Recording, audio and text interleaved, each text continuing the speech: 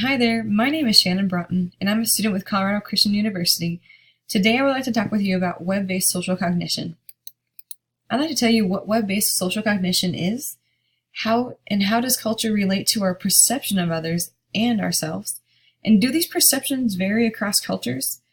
Finally, I'd like to speak about the Brazilian culture compared to the American culture. I believe it's safe to say that the internet has changed the way we interact with others and therefore has created a web-based social cognition. Web-based social cognition is the process of how we store and apply information about other people based on what we read on the internet. For an example, when you go on Facebook, Twitter, Instagram, you see pictures of people, you have your first impression. Are they smiling? Are they not smiling? How do they look? You form that first impression before even meeting them in person. How does culture relate to our perception of others and ourselves? This brings me to the video about on TED Talk TV with Julian. I really enjoyed watching this video. I actually watched it a couple times just so that I could grasp everything that he was talking about. He talks a lot about our perception of others and how it is seen through the lens of what we know to be true from our own culture. Julian is quoted saying, "The lens through which your brain sees the world shapes your reality." And I can relate to that quote because this is true from how I was raised. I see the world through the culture that I was raised in. And I believe that is that is everywhere. I believe that people perceive this through cultures across the globe. Julian describes it by saying how if you put one person from North Europe and one person from South America, you would notice that they would keep a certain distance from each other, and they would both feel uncomfortable, and they wouldn't even realize or know why. And this is because they both come from different cultures, different social standards. One thing might be acceptable in the European country and not acceptable in the South America, or vice versa. And that's why the perception varies across all cultures. When I think of a culture that I wanted to do more research on, I instantly thought of Brazil. When I think of Brazil, the first thing that comes to my mind is the large statue of Jesus Christ, also known as Christ the Redeemer. It stands 98 feet tall, its arms stretched, spanning 90 feet long. You can compare this to the American culture, the statue that we have, which is not a comparison to Jesus, but it is a statue in its own, and it is the Lady Liberty, and it stands for our independence.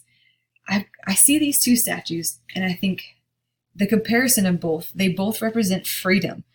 Jesus Christ came to free mankind from the bondage of sin, and Lady Liberty, although an idol, represents freedom in our own culture. Brazil, when I first thought of Brazil, just as I said, I thought of Christ the Redeemer. I thought of this large statue of Jesus Christ, and I'm thinking they must be religious, they must believe in Jesus Christ, they must be Christians, right? Because I'm a Christian and I believe in Jesus Christ. Well, that is only partly true. They do believe in Jesus and they are religion, but they are Roman Catholics. As compared to American, we believe in many different religions, and we also like to think of ourselves as a multicultural diversity in different religions. But Brazil has large families with strong values. They support one another. They oftentimes live in large families, one with another, providing help and support to each other. I wish I could say the same thing for America.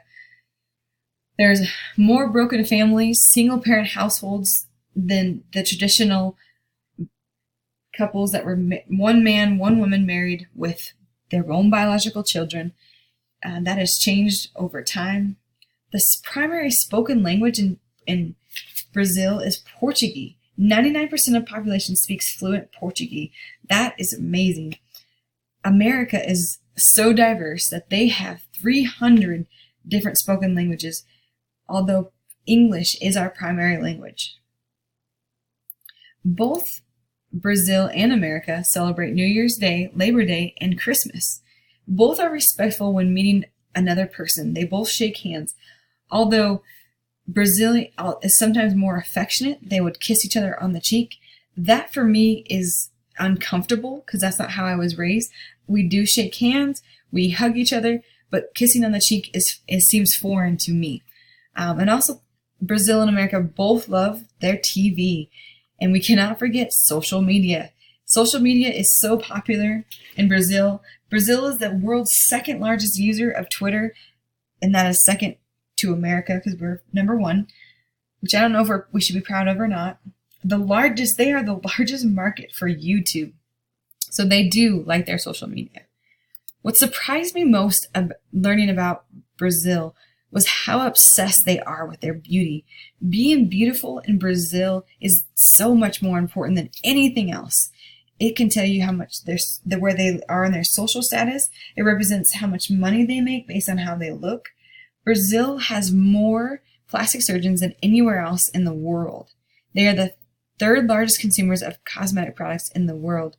The majority of the women in Brazil believe that they must change their physical appearance to be beautiful.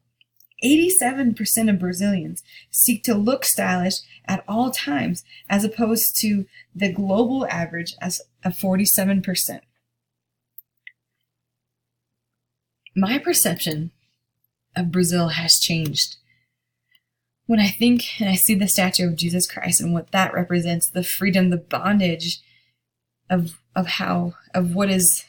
what we're holding on to, I think of this culture as Bible-based, believing in Jesus, walking, changing of the heart, and I believe that's the opposite. When I learned how Brazil cares so much about their outer beauty, about what they look like on the outside, and so little about what they care about on the inside, it brings me to the scripture, in scripture when it talks about in 1 Peter 3:3-4, it says, "Your beauty should not come from outward adornments, such as elaborate hairstyles and wearing of gold jewelry or fine clothes. Rather, it should be that of your inner self, the unfading beauty of a gentle and quiet spirit, which is of great worth in God's sight."